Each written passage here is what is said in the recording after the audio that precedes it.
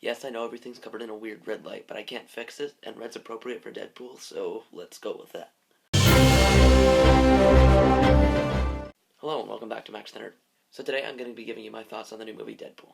Deadpool was directed by Tim Miller, stars Ryan Reynolds, TJ Miller, Marina Baccarin, Gina Carano, and some other people. So I saw Deadpool on opening night, and I have to say, with all this hype for this movie, with a brilliant marketing campaign, I was excited. I was really excited. Which is why I'm disappointed to tell you that Deadpool was not the best. I mean, it was close. Deadpool was awesome, guys. I loved every second of this movie, and that's because this movie knew what it was, and that's what everyone's been saying, is that this movie knows what it is.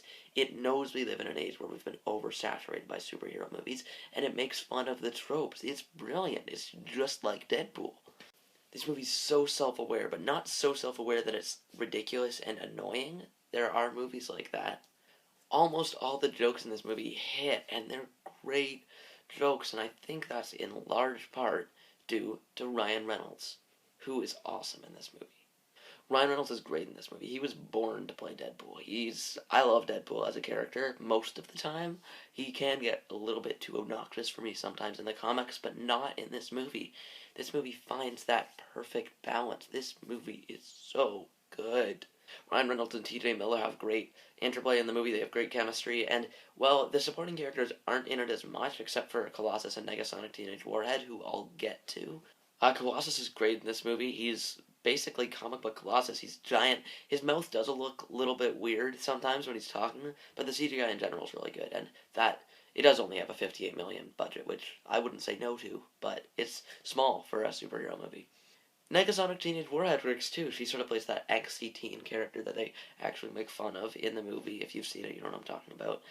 Let's talk about the love story for a bit, because the love story could, it could not work. Often in these movies, the love story is just sort of blah, and they're tacked on.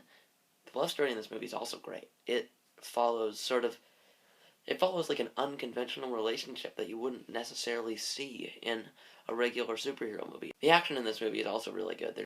There's no shaky cam or any of that. It's all done really, really well. It's incorporated well. There are only 2 big action scenes, but that's fine because the humor works so well. The humor carries it. It's great. This movie is consistently light in tone, which isn't to say there aren't a few serious moments which work really well, but throughout the whole movie, it's light and it's a fun romp, which I like. We don't need everything to be dark and dreary and grim and gritty and real world. You gotta have your fun things where your character's eyes move and it doesn't even make sense. Like, why do his eyes move? But it works. It works. It works. Alright, so let's talk about the downsides in this movie. Number 1 is that the pacing is a little bit weird in the beginning. It does that thing, this isn't a spoiler, it does that thing where it shows you Deadpool and then it flashes back to his origin in different parts, but it's done weirdly so that there's only like 2 minutes of Deadpool and then like half an hour of his origin, which, that's an exaggeration, but you get the idea.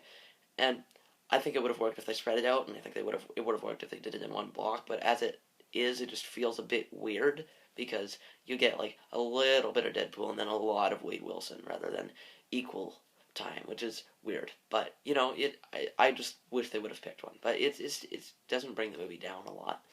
Also in this movie, not all the jokes hit, which you can't expect from a movie. I would say 95% of the jokes hit though. So there are some that just don't exactly work, but most of the jokes in this movie are really, really good.